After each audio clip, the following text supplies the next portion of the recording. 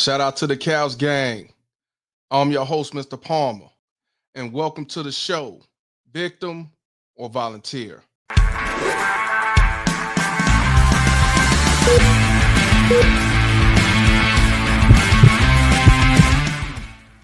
What I want y'all to do, grab the nearest couch, sit back, and enjoy the ride. Cows Gang, we gotta talk about this right here, man.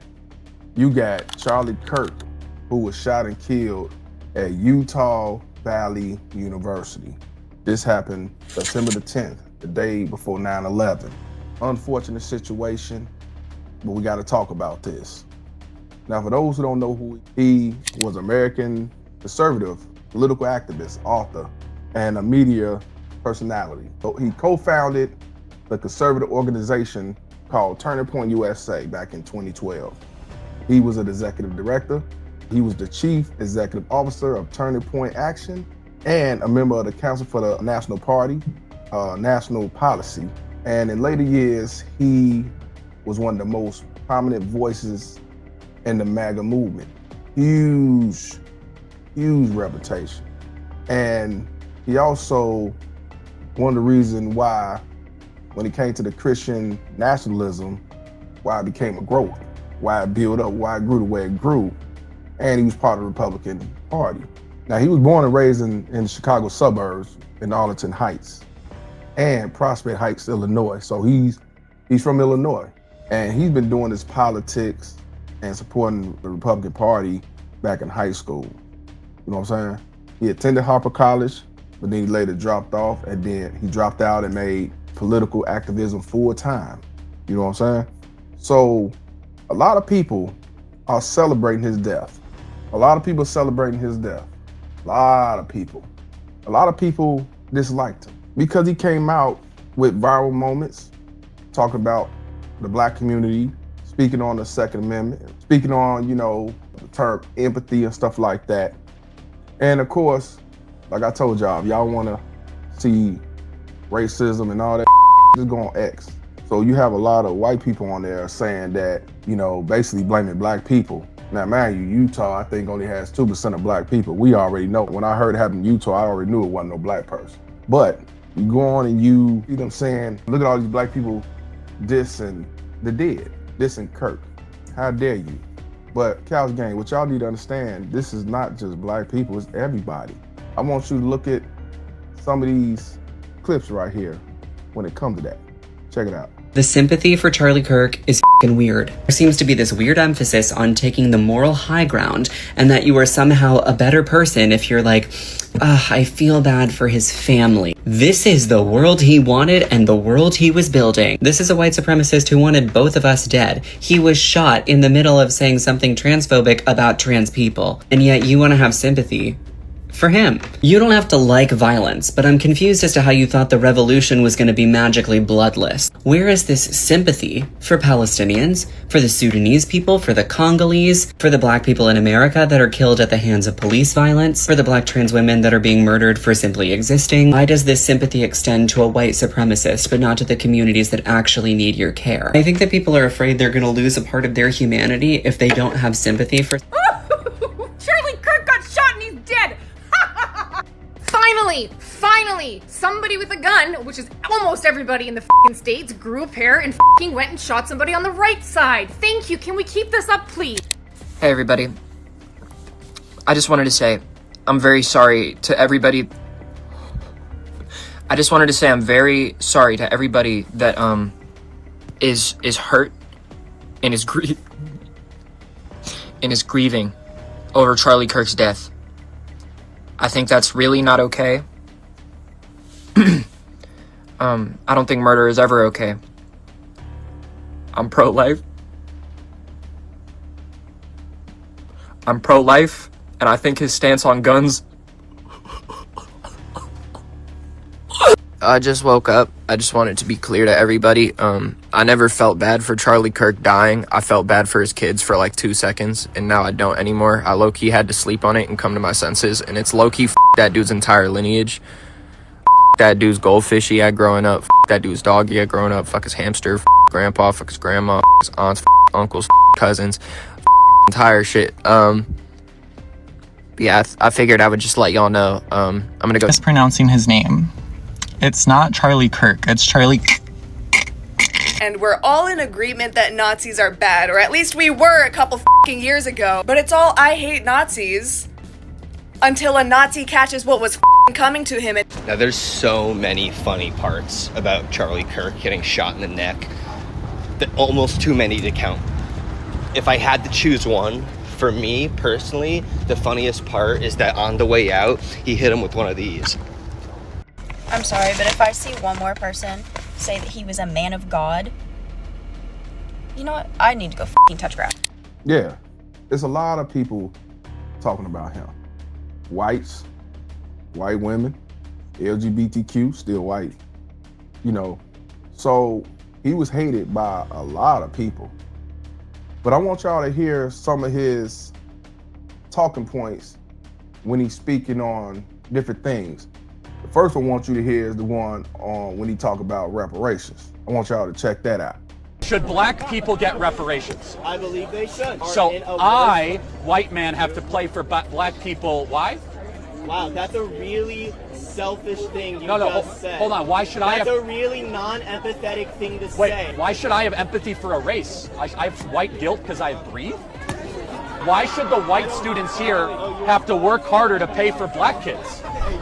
What is that all about? Not every black person has lineage connected to slaves. That's and true. every white person doesn't have lineage connected to slaves. Yes, that's right. So since every black person doesn't have a lineage connected to slaves, why should we generalize and say reparations for black people? Because there are people that are in a worse place. So over 150 years, they didn't have any ability to make better decisions, to save money, and to invest. How about you take responsibility for your own actions instead of blaming the white man? So you heard the Cows gang, you say why you gotta continue blaming the white man. Maybe they should have did better investments. You know, why I gotta come out of my pockets and your white pockets to pay for them. They had opportunity and stuff like that in so many words. All right, now let's go to the next one when he speak on the Second Amendment rights. Check it out. So we need to be very clear that you're not going to get gun deaths to zero. It will not happen. You can significantly reduce them through having more fathers in the home, by having more armed guards in front of schools.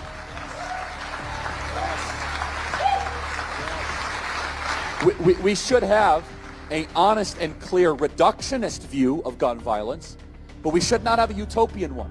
You will never live in a society when you have an armed citizenry and you won't have a single gun death. That is nonsense. It's drivel. But I think it's worth it. I think it's worth to have a cost of, unfortunately, some gun deaths every single year, so that we can have the Second Amendment to protect our other God-given rights. That is a prudent deal. It is rational. Nobody talks like this. They live in a complete alternate universe. Well, Cows gang, y'all heard what he said. He said he thinks that it's worth having some, gun deaths once a year. A couple of times a year and whatnot. A lot of people didn't like that. A lot of people didn't like that shit.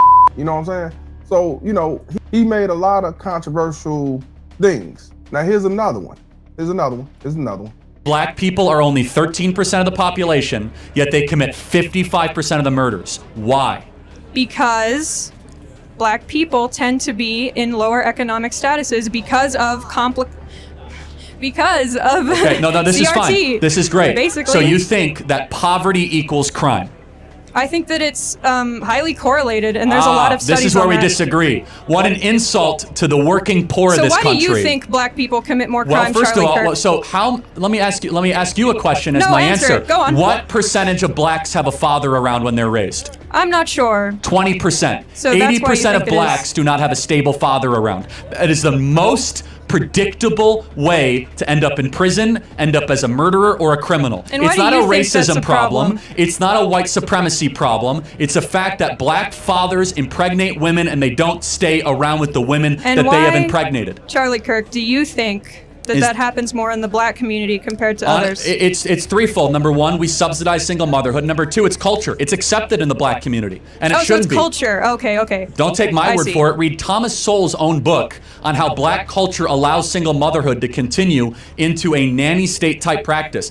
75% of black youth are raised without a father in the home. 75%. Is that a bigger problem or not a bigger problem than whiteness, white privilege, or white supremacy? Y'all heard it, Cal's gang. He says the reason why, blacks are, struggling and going through it because of lack of fathers, and saying that, fathers are pregnant these women, black women out here, and they're going off to the sunset, saying that, in our community, it is like a one-up. It's something to be proud of. He was 31 years old, married with 2 children.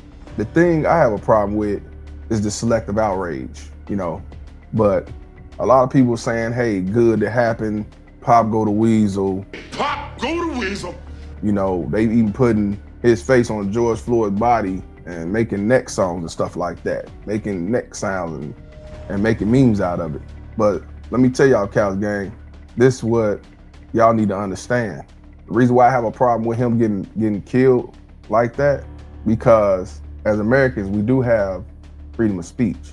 And the problem with this is he was a public figure. He spoke to the public. Somebody came and assassinated him.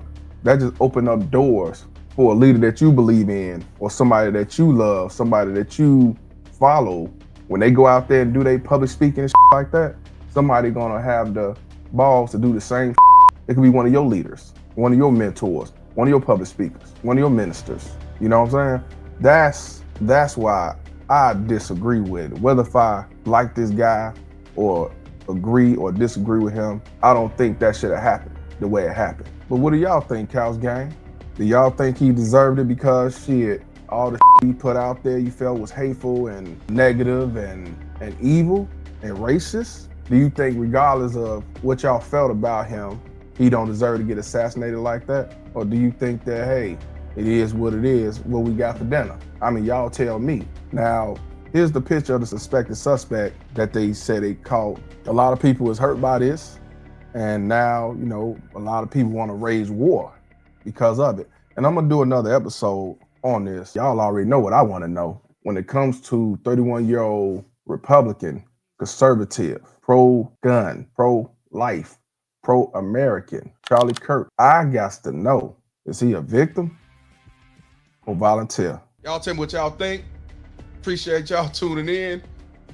I'm Mr. Palmer, and this conversation is over. Cows gang, cows gang.